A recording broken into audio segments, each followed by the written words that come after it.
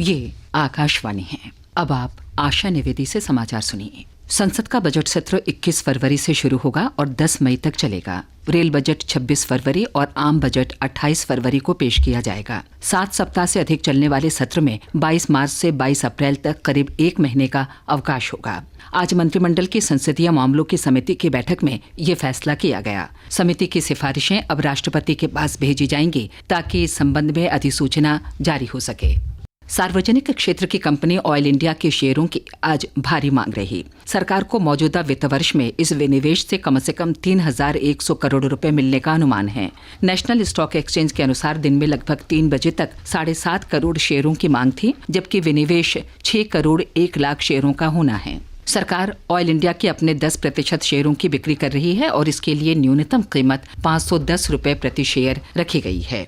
देश में सबसे अधिक इस्तेमाल होने वाले ईंधन डीजल पर नुकसान की भरपाई पूरी होने तक इसके मूल्य में हर महीने प्रति लीटर 40 से 50 पैसे की वृद्धि की जाएगी। ये जानकारी आज नई दिल्ली में संवाददाताओं से बातचीत में पेट्रोलियम मंत्री एम वीरप्पा मोइली ने दी। 17 जनवरी को सरकार ने डीजल के मूल्यों पर से नियंत्रण हटाने की दिशा में आगे बढ़ने का फैसला किया था और सरकारी तेल कंपनियों को अधिकार दिया था कि वे अपने नुकसान की भरपाई होने तक हर महीने डीजल की कीमतों में थोड़ी थोड़ी वृद्धि कर सकती हैं। विमान ईंधन की कीमतों में आज 2% की वृद्धि हुई। दिल्ली के T3 टर्मिनल में विमान ईंधन का मूल्य 1,324 रुपये 84 पैसे प्रति किलो लीटर बढ़कर 67,551 रुपये 4 पैसे प्रति किलो लीटर हो गया। दिसंबर और जनवरी में विमान ईंधन की कीमतों में कमी हुई थी। विभिन्न हवाई अड्डों पर स्थानीय बिक्री कर या वैट की दरों में भिन्नता होने के कारण इसके दाम अलग अलग हैं। बंबई शेयर बाजार का संवेदी सूचकांक आज 114 अंक गिरकर 19,721 पर बंद हुआ। नेशनल स्टॉक एक्सचेंज का निफ्टी भी 36 अंक की गिरावट के साथ 5,999 पर जा पहुंचा। लेकिन जापान, चीन, हांगकांग, दक्षिण कोरिया और सिंगापुर में शेयर बाजारों की स्थिति बेहतर रही।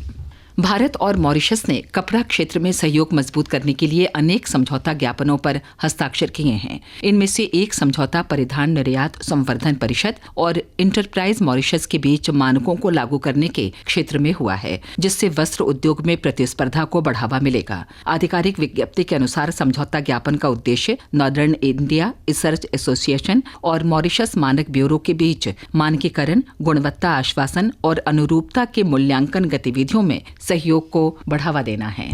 त्रिपुरा विधानसभा चुनाव के लिए नाम वापस लिए जाने के बाद चुनाव मैदान में कुल 249 उम्मीदवार रह गए हैं। विधानसभा की 60 सीटों के लिए 260 नामांकन वैध पाए गए थे। इनमें से 11 उम्मीदवारों ने अपने नाम वापस ले लिए हैं।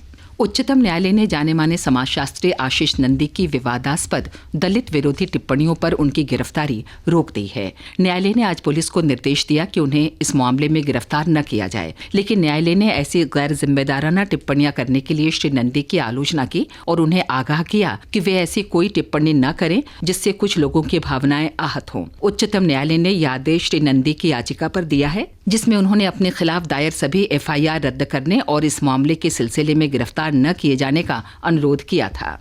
दिल्ली में Davis cup tennis Asia Oceania group A मुकाबलों के आज पहले दिन दक्षिण कोरिया ने भारत पर 2-0 की बढ़त ले ली है। पहले मैच में कोरिया के मिन ह्योक चो ने रणजीत विराली मुरुगेसन को एक तरफा मुकाबले में 6-1, 6-0, 6-1 से हराया।